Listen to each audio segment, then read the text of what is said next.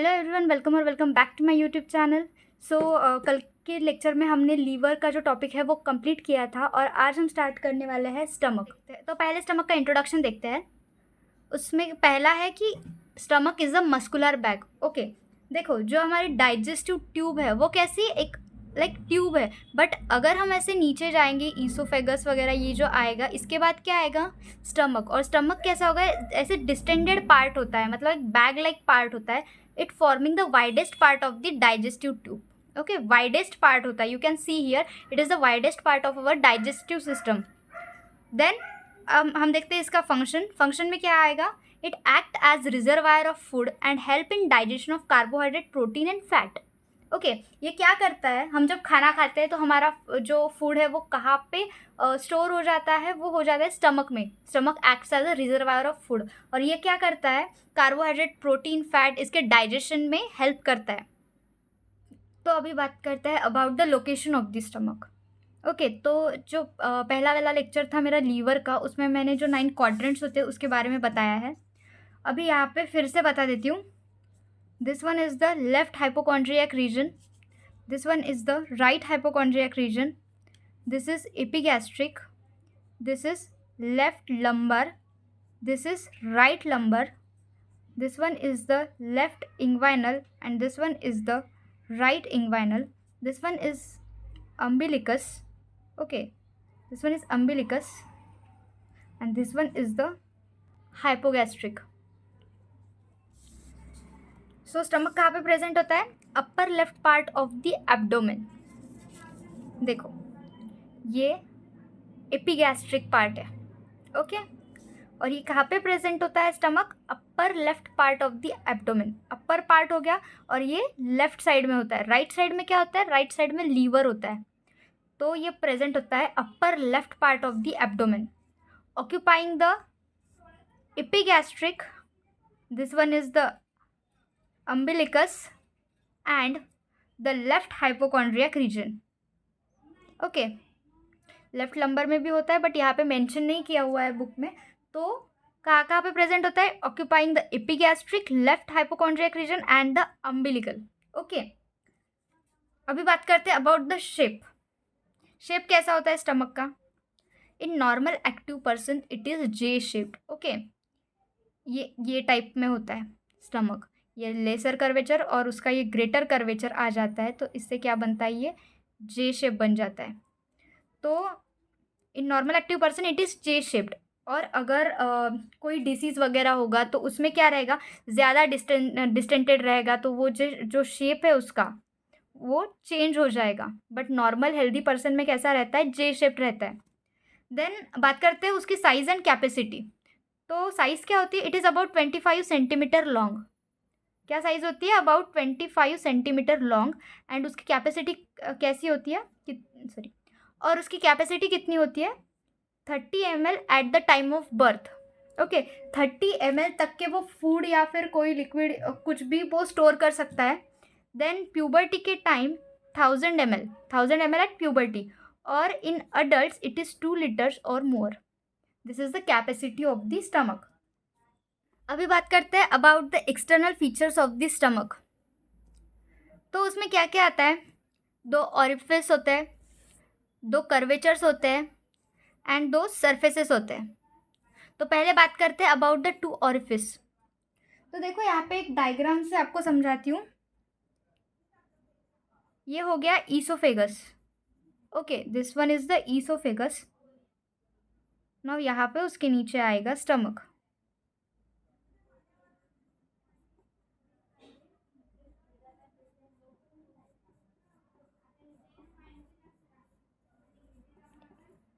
Okay, तो ये हो गया स्टमक।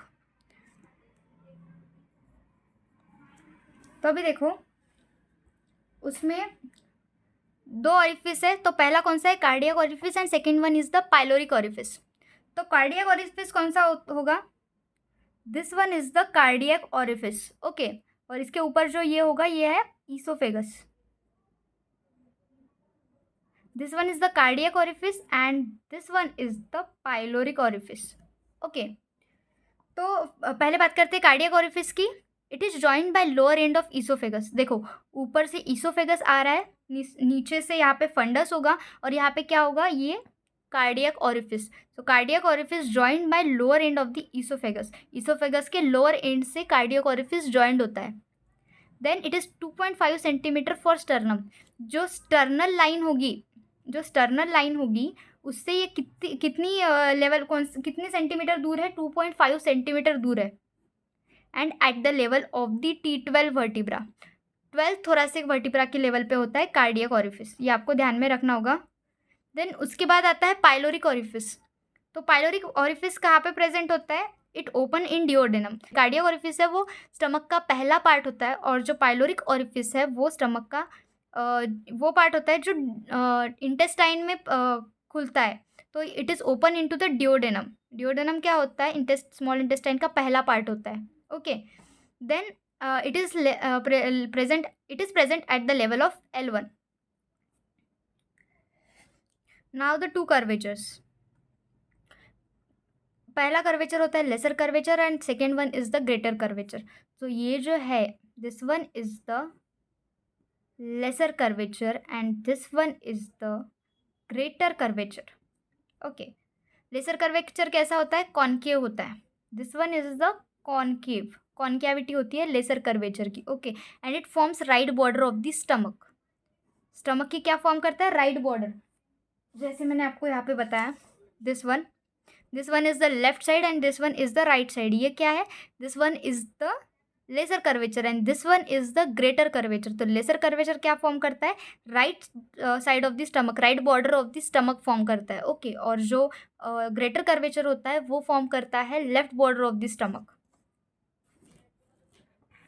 दिस ग्रेटर कर्वेचर कैसा होता है, कॉन्वेक्स होता है। कैसा होता है ग्रेटर कर्वेचर, कॉन्वेक्स होता है। उसके बाद it forms left border of the stomach. Okay, ये भी हो गया। तो अभी टू सरफेसेस, एक एंटीरियर सरफेस हो गया और एक पोस्टीरियर सरफेस। ओके, तो देखो ये जो सामने वाला सरफेस होगा ये होगा एंटीरियर सरफेस, और इसके पीछे में जो होगा, पीछे की साइड जो दिखेगा वो होगा posterior surface. It faces forward and upward. कौन सा, एंटीरियर वाला। Anterior faces forward and upward. देखो ये फॉरवर्ड मतलब ये थोड़ा उठा हुआ होता है, तो ये क्या होता है, फॉरवर्ड होता है, और अपवर्ड की साइड, ऊपर की साइड होता है। और जो पोस्टीरियर होता है, posterior faces backward and downward. ये अपोजिट है, आपको याद रखने में आसानी हो जाएगी। देखो forward, backward, upward and downward. Okay, anterior posterior opposite है पूरा। देन उसके बाद बात करते हैं about the parts of the stomach. कितने पार्ट में डिवाइड होता है stomach, stomach is divided into 4 parts. कौन कौन से, fundus, body, pyloric antrum and pyloric canal. एक डायग्राम से बताती हूँ आपको।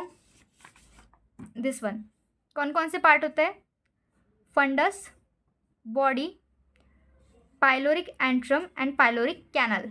ओके, ये 4 पार्ट्स होते हैं। उसके बाद सबसे पहले हम बात करते हैं अबाउट द फंडस। फंडस पहला पार्ट होता है स्टमक, पहला पार्ट होता है स्टमक का। तो अपर कॉन्वेक्स डोम शेप पार्ट कैसा होता है, डोम शेप। देखो ये दिस वन इज द, इसको ये जो ऐसा जो शेप होता है इसको क्या बोलते हैं हम, एक सेकेंड, हाँ, ये जो शेप होता है इसको क्या बोलते हैं, डोम शेप। ओके, तो फंडस कैसा होता है, डोम शेप होता है। अपर कॉन्वेक्स डोम शेप पार्ट, अपर की साइड होता है, कॉन्वेक्स होता है और डोम शेप्ड होता है। ओके, देन उसके बाद it is situated above the horizontal line drawn at the level of cardiac orifice. Okay, this one is the cardiac orifice. Okay, ये कार्डियक ओरिफिस है दिस वन, और यहाँ पे एक हॉरिजेंटल लाइन ड्रॉ करी है। This one is the line situated above the horizontal line drawn at the level of cardiac orifice. देखो यहाँ पे ये प्रेजेंट होता है। Okay, fundus. अभी बात करते हैं अबाउट द बॉडी। फंडस के नीचे आएगा body. It is present below the fundus. Okay, fundus के जस्ट नीचे क्या है, body. Okay, then it contains 3 types of secretory cells. 3 type के सिक्रेटरी सेल्स होते हैं। पहला है म्यूकस सेल्स, उसके बाद चीफ सेल्स और पेप्टिक सेल्स और झाइमोजेनिक सेल्स, देन उसके बाद पैराइटल और ऑक्जेंटिक सेल।